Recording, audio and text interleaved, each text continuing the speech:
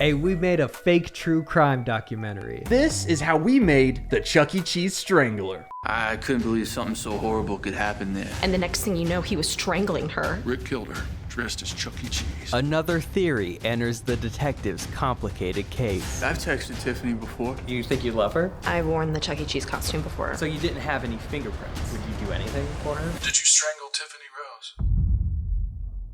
Yeah, so we came up with the Chuck E. Cheese Strangler idea when we first started doing Written By. Before there was even an episode of the podcast out, to promote the podcast Instagram, we made a bunch of fake podcast promos. I'm Robert Farrell. And I'm Chase Bridges. And make sure to check out our new podcast, Seatbelt Fanatics. Avocados Anonymous, where every week we talk about our favorite fruit-vegetable hybrid, Dungeons and No Dragons, the only pacifist Dungeons and Dragons podcast. Gregorian Rants, where we talk about our favorite Gregorian chants. And one of them was a fake true crime podcast called the Chuck E. Cheese Strangler. I'm Robert Farrell. And I'm Chase Bridges. And make sure to check out our new true crime podcast, The Chuck E. Cheese Strangler. That image always stuck with us as something we wanted to make. As a director, I pretty much just shot the script and I did a little improv with each person in the interview segment. I think every actor had an improv line that made it and ended up being an important part of the film. You're like 20. It's like, do you think you love her?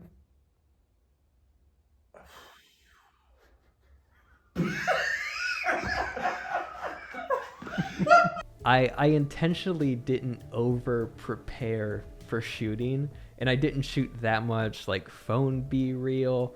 I stuck pretty close to the script with the interviews, and so when I was in the editing room, I was like, okay, You had to make something from nothing. I have to somehow make this through line work and make people believe that possibly Rick didn't do it, even though we state outright that Rick did do it. And so it was utilizing all the same little editing tricks that these real documentaries do, which is like I use the same exact boom sound effect over and over again, and everything's more dramatic when you push in and slowly keyframe the color out. You were saying, the planning wasn't meticulous. I think you said something like, you ever seen that meme?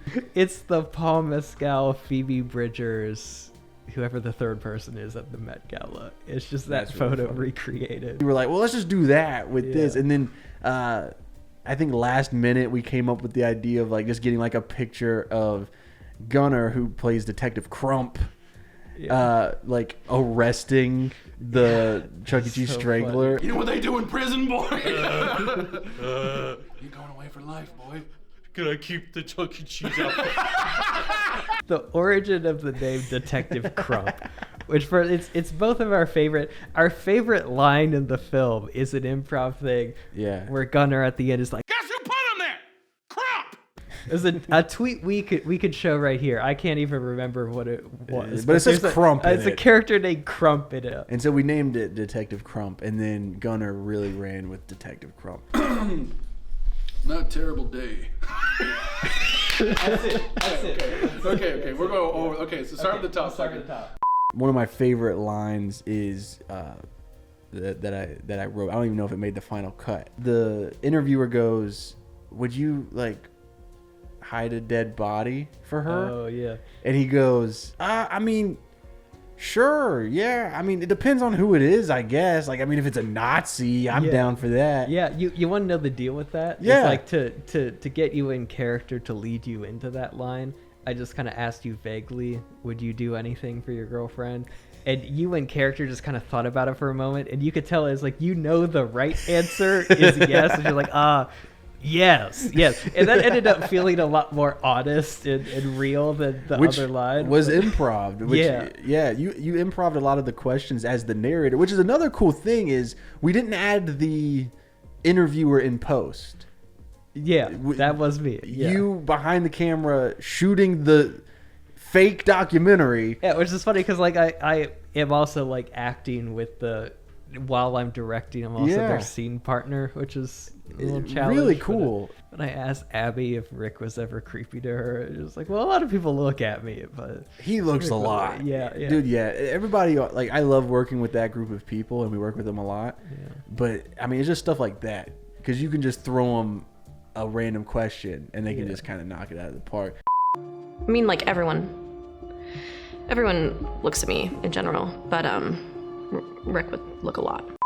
Speaking of people who knocked it out of the park, Matthew Quattlebaum as our Chuck E Cheese Strangler. The interrogation scene. The security footage is so fun.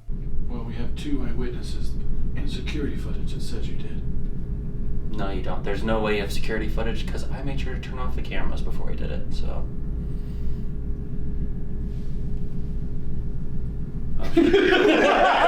Part of what was fun about this is we found a great way to write within our means. Like it could feel like a big film, but really it's the one interview setup, and then the rest of the footage is captured on phones, or it's a camera up in the corner that doesn't have to look good.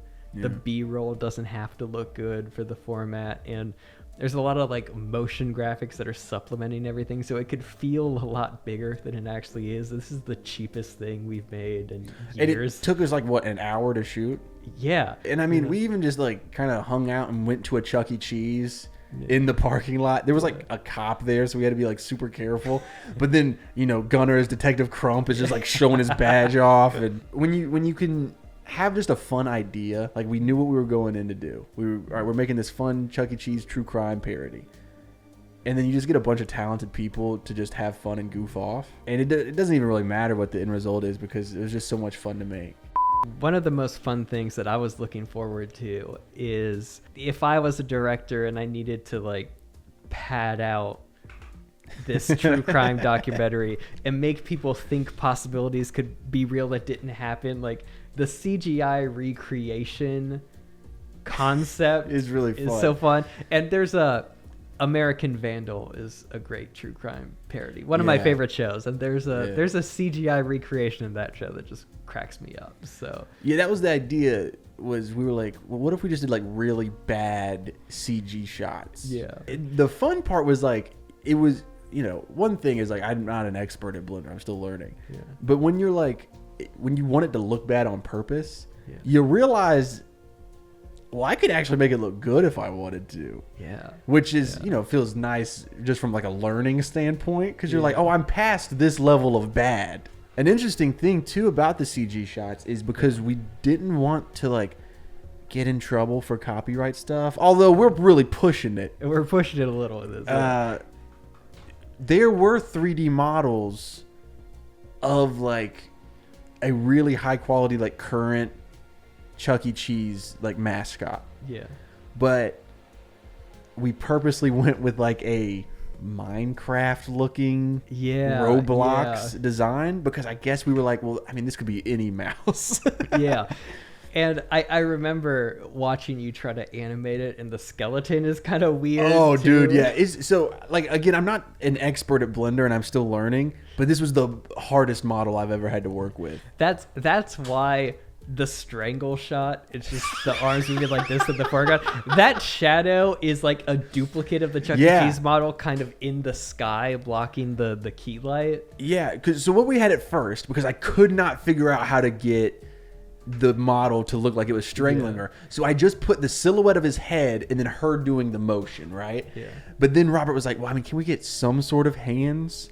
And so we sat there and just messed with it as much as we could until finally we were able to like delete the head off of a model, rotate it upside down. And He's then, upside down too. I forgot about that. Yeah. And then we just kind of had his hands going like this. Yeah. Which like the CG shot where you see her in the parking lot and there's one singular street light in a car. We could have very easily filled it up with cars and streetlights to make it look like a parking lot. But we just thought it was so funny if it was just one.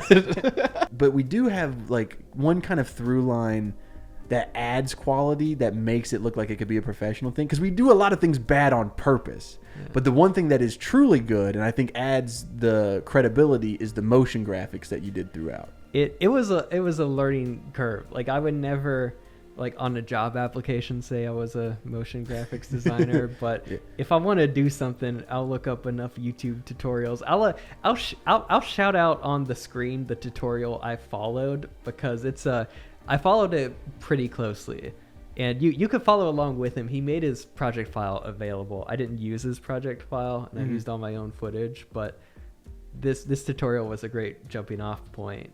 I did a mixture of watching this tutorial and also watching like all the trailers and title cards for Making a Murderer, True Detective, American Vandal a little too. But first shot I did that worked was it was a recreation of the original thing that set this whole thing up, the Chuck E Cheese and then the censor bar over his eyes.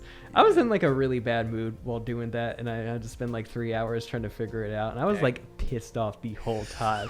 I was like, nothing in After Effects fucking works in After Effects. And then I like hit play on the final and you were like, thing. It was like, oh snap, oh that's pretty cool. Yeah, because it looks like a Netflix. Yeah. True crime. It turns out it's not even that hard. You just, if you really break it down, nothing is as complicated as you think it is. It's just a plain color background.